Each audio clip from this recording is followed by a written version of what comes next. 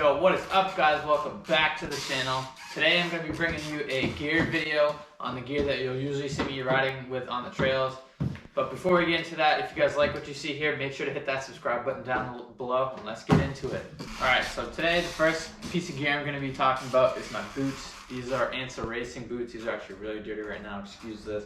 I have not cleaned them off. Oh, look at all that dirt. Yeah, these are Ansa racing boots. I've had these ever since I started riding. Here's one, here's the other. Good to see me. I've had these ever since I started riding. They've taken a beating and a half. For what I paid for these are well worth the money. I think I paid $150 for these. They've held up really well. They have copper on the toe for your levers and brakes and stuff like that. They fit my foot nice and snug. They are over the boot or over the pant. Excuse me. That's what I recommend. I really don't like over the boot pants. They kind of look bulky and wonky that way. The only thing that I do have a complaint with on these so far is that the strap levers, like since it is a little dirty, they get kind of crusty. So like when you go to push it down, you kind of have to hit it to get it back into place. But yeah, these are a half size down from what I normally wear. So these are a 10, I wear a size 10.5, but these fit very well. They do take a little bit to break in. They're just like any type of shoe or boot. They are really stiff when you buy them. All right, so the next piece of gear I'm gonna be talking about today is my pants. These are Fly Racing pants. I believe these are from 2019. That's what it said when I bought them. Personally, I don't really care like how outdated they are. Nobody's gonna walk up to you, unless you ride like track. Nobody's really gonna walk up to you and say, hey, those are from 2 years ago. Why do you still have them? But anyways, these are purple and baby blue.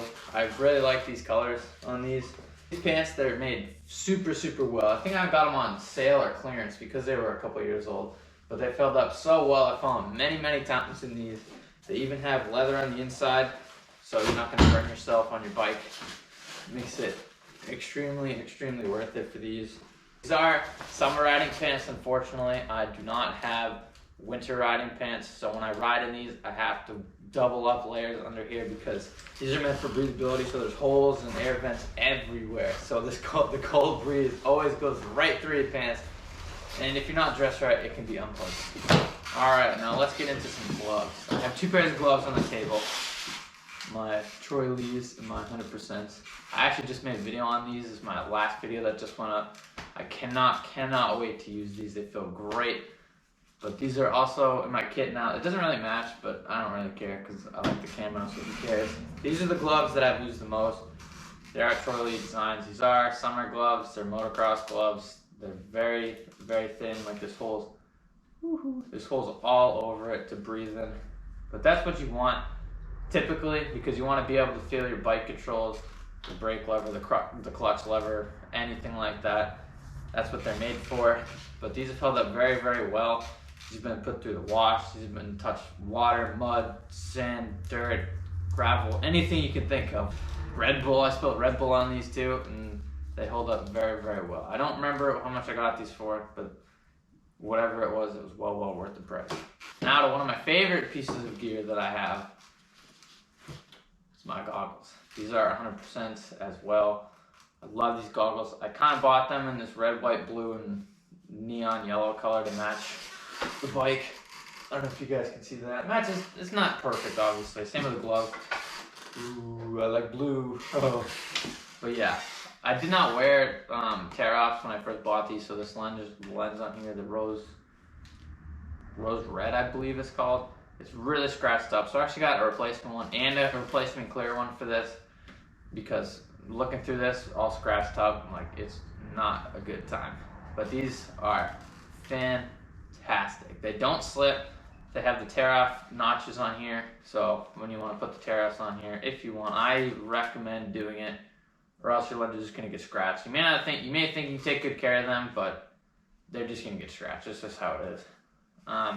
They don't slip off because they have a rubber lining on the inside, especially on your helmet. You can wear them without a helmet, but you should be wearing a helmet anyways, so don't be dumb about it.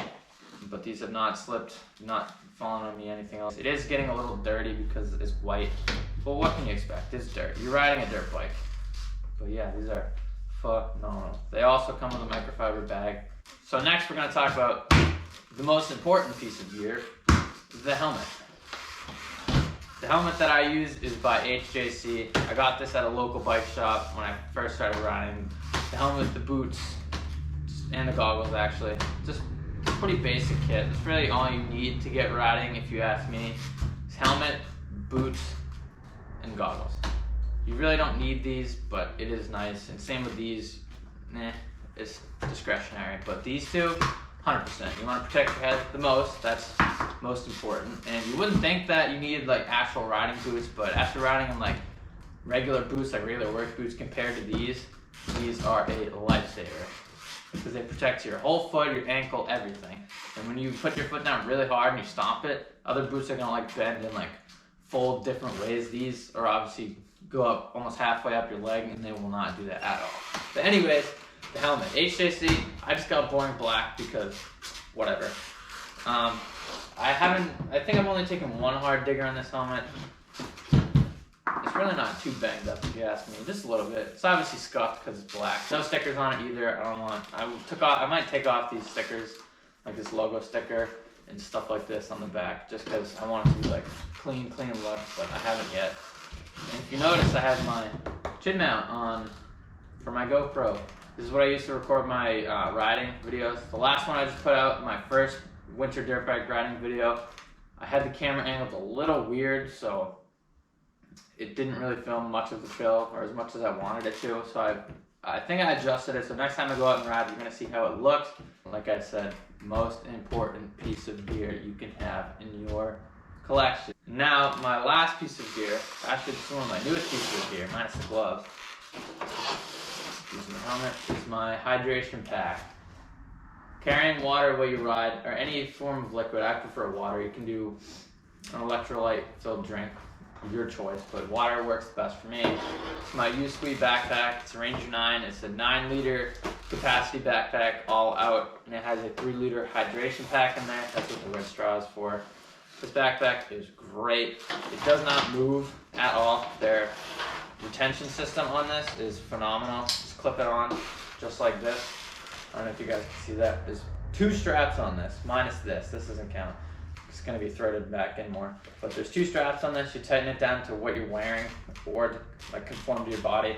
But if you look at this, it's so clean. This doesn't go around your waist either. It goes like midsection, so it's not getting in the way of things. And their famous slogan is "No dancing monkeys."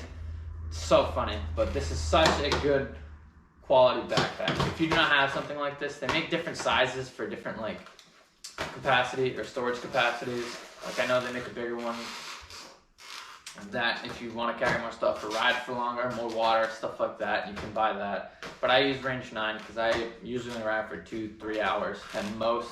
And it carries 3 liters of water, which doesn't sound like a lot, but that's a lot of water. Last time I went riding, I was there for an hour, and I didn't even go through half of that because I only filled it up halfway. So I went through a quarter of the water that this hydration pouch can hold. It comes with the straw as well. It's just such a good backpack. I don't know if you guys can hear that, but that person just ripped down the street going 100 miles an hour. That was nuts. But yeah, it comes with the hydration straw in here. All you need. I took a decent digger with this on a hard gravel surface. It made a little mark, but it didn't really scratch it or rip it or anything. Like, this is good quality. So if you want a good backpack, especially a hydration backpack, without all the tangly straps on it, just like all the other ones, get one of these. Alright guys, so that's going to conclude my gear video. I hope you like everything that I showed you. Boom, boom, boom, boom, boom. If you want more stuff like this, or if you want a camera video of what I used to record in the garage and on the trails and all the equipment for that, let me know down in the comments below, and I will see you guys in the next video.